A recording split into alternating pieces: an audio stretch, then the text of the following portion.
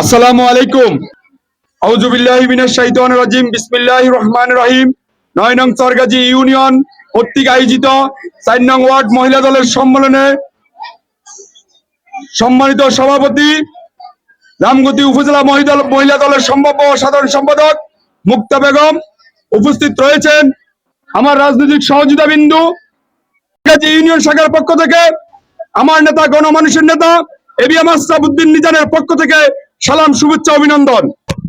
প্রিয় নেতৃবৃন্দ, এবিএম আশরাফউদ্দিন নিজান 2001 সালে বিএনপি থেকে নমিনেশন নিয়ে বিপুল ভোটে আপনাদের প্রত্যক্ষ ভোটে জয়যুক্ত হয়ে এমপি হয়েছেন। 2008 সালে পুনরায় আপনাদের ভোটে এমপি হয়ে সংসদে গিয়েছেন। 2008 সালের পরে বাংলাদেশে আর কোনো নির্বাচন হয়নি। 14 সালে আপনারা জানেন 5 জানুয়ারির আগে একটি সংসদ গঠন হয়, অবৈধ সংসদ। 18 সালে দিনের ভোট রাখতে দিয়ে আরেকটি সংসদ গঠন হয়, একই কায়দায় 24 সালে একটি সংসদ গঠন হয় অবৈধভাবে। স্বৈর শাসক শেখ হাসিনা এই দেশকে লুণ্ঠন করেছে, গুম করেছে, হত্যা করেছে, আমাদের অসংখ্য মা বোনকে দুনিয়া থেকে বিতাড়িত করে দিয়েছে। প্রিয় নেতৃবৃন্দ, আপনারা হয়তো জানেন না, আপনাদের স্বামীরা জানে বা অনেকে যারা টেলিভিশন আছে জানেন, এই স্বৈর শাসক শেখ হাসিনার সন্ত্রাসী ছাত্রলীগ নারী দর্শনের পরে উল্লাস করত। এই জঙ্গি সংগঠন বাংলাদেশ আওয়ামী লীগ একটি সন্ত্রাসী সংগঠন, আপনারা জানেন। কিন্তু আমি একটি কথা সবসময় বলি, ৯ নং চরগাজী ইউনিয়নের কোন জায়গায় আমরা কথা বলতে পারি নাই। 1 থেকে 9 নম্বর ওয়ার্ড পর্যন্ত আপনাদের 4 নম্বর ওয়ার্ডে আমরা যখনই বিএনপির প্রোগ্রাম করতে চাইছি, তখনই আমরা আপনাদের 4 নম্বর ওয়ার্ডে বিএনপির প্রোগ্রাম করতে পেরেছি। এই জন্য আজাদ মার্কেটের প্রত্যেক ব্যবসায়ীকে আমি ধন্যবাদ দেব। ওনারা আমাদেরকে সহযোগিতা করেছেন, এই এলাকার মা বোন হইতে ভাই বোন সবাই সহযোগিতা করেছেন। এই জন্য সবসময় বলি, 4 নম্বর ওয়ার্ড চরগাজীর মধ্যে সবচেয়ে মডেল একটি ওয়ার্ড। আজকে তারই প্রমাণ, আজকে এখানে মহিলা দলের সম্মেলনে উপস্থিত নেতৃবৃন্দকে দেখে, আমার মা বোনদেরকে দেখে বোঝা যাচ্ছে 4 নং ওয়ার্ডে এবিএম আশরাফউদ্দিন নিজানের বাইরে, বিএনপির বাইরে কোনো সংগঠন নাই। প্রিয় নেতৃবৃন্দ, আপনাদেরকে বলতে চাই, আপনাদেরকে যে মহিলা দলের যে কমিটি করে দেওয়া হবে, সেই কমিটির মাধ্যমে আমাদের নেতা এবিএম আশরাফউদ্দিন নিজান আগামীতে সংসদ নির্বাচন করার জন্য আমরা যে প্রস্তাব রেখেছি, সেই প্রস্তাব উনি প্রত্যাখ্যান করেছেন।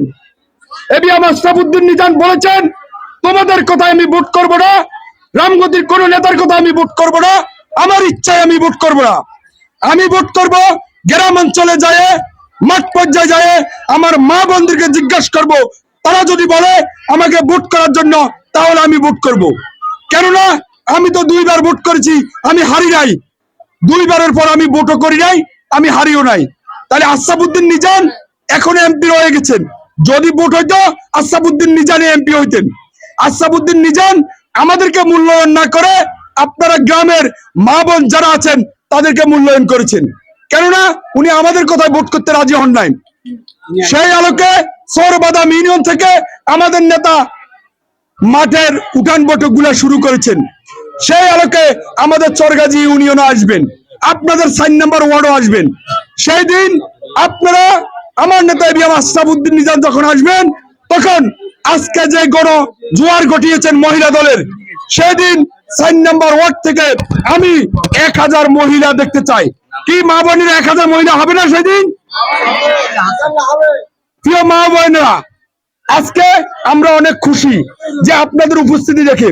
আপনাদের দিকে ঘর থেকে বেড়ে আসতে হবে, বিএনপিকে ক্ষমতায় আনতে হবে, এবিএম আশরাফউদ্দিন নিজানকে এমপি বানাইতে হবে। তাহলে এই দেশে চোর, ডাকাত, সন্ত্রাস, চাঁদাবাজ, লুণ্ঠনকারী কেউ থাকবে না। মনে রাখতে হবে, আশরাফউদ্দিন নিজানের এমপি হওয়ার আগ পর্যন্ত কেউ মেম্বার, কেউ চেয়ারম্যান, কেউ ওই প্রার্থী, কেউ সেই প্রার্থী, এগুলো চলবে না। শুধু একটাই কথা, এবিএম আশরাফউদ্দিন নিজানকে এমপি বানাতে হবে। এবিএম আশরাফউদ্দিন নিজান নিশ্চয় উনি দানের শীষ প্রতীক পাবেন, এটা তার হক। গত 17 বছর তিনি এই দলকে আগলিয়ে রেখেছেন, লক্ষ লক্ষ টাকা দলের পিছনে পুঁজি দিয়েছেন। এবিএম আশরাফুদ্দিন নিজাম 5 আগস্ট ছাত্র জনতার গণজোয়ারের মাধ্যমে এই স্বৈর শাসক বিদায় হওয়ার পরে একটি বন্যা হয়েছিল। আপনারা জানেন সে বন্যার কথা। সেই বন্যায় আমাদের রামগতির আজাদনগর সহ বিভিন্ন এলাকা পানিতে ডুবে যায়। আমাদের নেতা, গণমানুষের নেতা এবিএম আশরাফুদ্দিন নিজাম বলেছেন, যতক্ষণ পর্যন্ত আমার মা ও বোনেরা, পানিবন্দী মা ও বোনেরা ঘরে ফিরে যাবে না, আমি ততক্ষণ পর্যন্ত ঘরে ফিরে যাব না। ঠিক যখনই বন্যা কবলিত মানুষ ঘরে ফিরে গেছেন, আশরাফুদ্দিন নিজামও ঘরে ফিরে গেছেন।